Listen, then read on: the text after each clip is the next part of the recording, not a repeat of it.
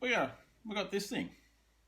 We got to try to work out how it goes in the bus, and it's the engine stay lid thing, and it kind of lives here. But I've had a look on the net, can't find anything how to put it in. There's a couple of pictures here and there, but I'm going to show you how to install this and this little spring and how it's supposed to go up on this little bracket here. So stay tuned and we will put this in properly. Okay, so what do we need to do to put this engine stay in? So as you can see up here, you've got your little bracket which is obviously welded into the vehicle, and it has a little tab here. I actually had to fix this one up a little bit because it wasn't quite right. But the idea is, if we take our little metal stay, you've got the little hook here, and the little hook goes into that hole there, like so. And that is actually how it lives.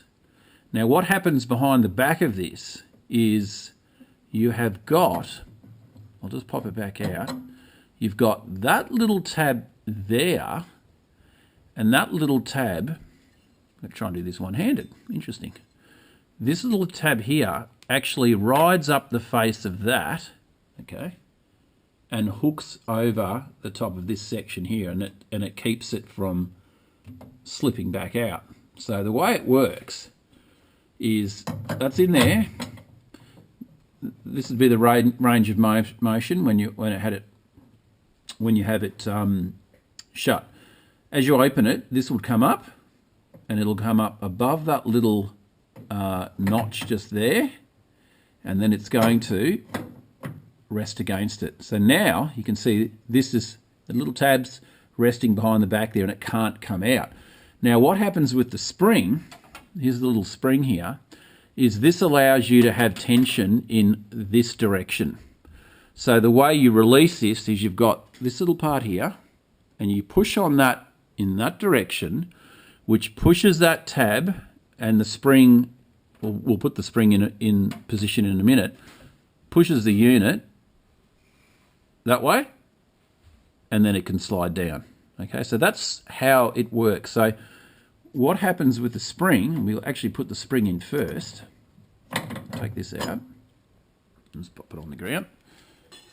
The way the spring goes in is, if you look at the spring, you've got a circle, a little clip at the top. This circle here goes behind the back of the plate. Now I'm going to spin the camera around. I'll try and put some light behind the back here. This could be a little bit interesting. Now if you have a look here, you can see that little, let's try and do it here. You've got this little tab here, okay? Now what's going to happen, sorry about the shaking, is I'm going to put the spring on. This is like Harry Houdini stuff here. And it goes on like, I'm trying to guess where this is now, like so. So you can have a look here, okay? That's how it goes in. So the top up here hangs over the edge, and that just dangles down like so, right? Now, what happens as we come around back this way, just get the torch out of our face, like so. Now what happens now is you can see this little part here is just dangling there. You've got the top little part hanging on the top. Now what we're going to do is grab our unit, and this is where the fun part is, and I think now is the time I'm going to have to put you on the tripod, so hang on a sec. Okay, so now I've got my hands free. Okay, now I've got my hands free. What's going to happen now is we're going to grab this little guy here, and we're going to bend him towards the front of the vehicle. And you can see, opens up a little hole just there.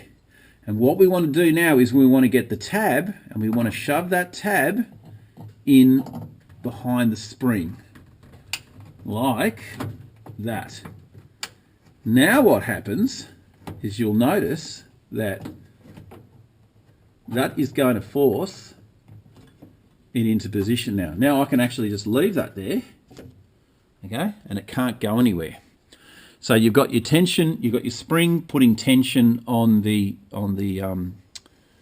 rod here in that direction, okay? And then obviously once we push this, that tab's going to come off its little holding and it's going to swing down. So next thing we need to do is grab the screw for up here, right there, and we're going to pop him into his location. And again, single-handedly, we'll see if we can do this.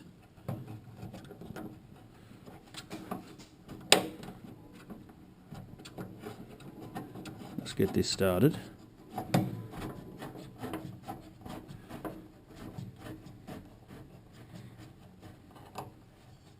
Okay, we'll get a spanner, and I think that one is a 13. Let's just have a quick look over here. 13. Actually, it could be a 14. No, 13. There we go. So we're just going to do him up. Not super tight. That's probably enough.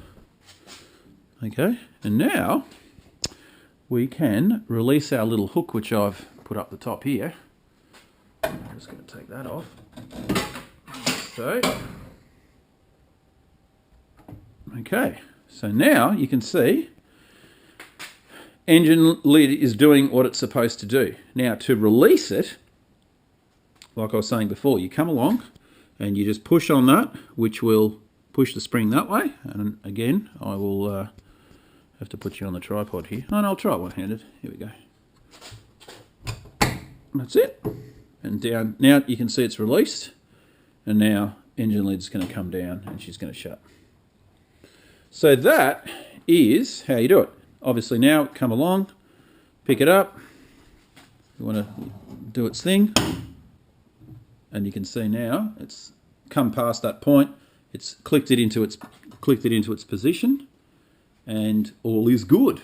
So there really isn't a lot to it. It's just a matter of getting that spring put in first, making sure it's put in its right location. Where people have problems in the past is this little tab here gets snapped off because it's actually only welded onto the side here, and without this guy here will not stay up. It'll come up and it'll just fall straight back down again because it hasn't got anything to hold that tab on the other side onto. So you just got to make sure you've got that little piece there. And yeah, apart from that, that is how you put your engine prop stay lid, whatever you want to call it, into position. Cool. Another little fun fact is these. I had a few people ask me why we have the amber one on top. This was an Australian variant with the buses, and I think it's because in Australia, I think the ADR, which is the Australian Design Rules, stated that we had to have an amber turn signal indicator separate to the brake light. So that's why you'll see twin light utes and buses, and it generally means it's an Australian variant. I don't think you'll see it anywhere else in the world. Definitely not in the States, and I'm pretty sure not in Europe either. Obviously in America, it's all in the one unit here, and it'll just flash red and not amber. So that's and it was only a 1 year. 61 in Australia was when they did this, and then 62 they came out with the oval light, which has it all combined in one. So yeah, just interesting, another little quirky thing about the Australian VW splitties. So there you go. Cool. We will move on with another video. I'm not sure what's next, but we will find out. I know Paul's having a sleep in there. I'll get him some food later on, and he'll come back out when he's ready for another motor. Won't you, Paul? That's right, buddy. All right, you stay in there. We'll see you later on. Okay, guys, we will catch you on the next one.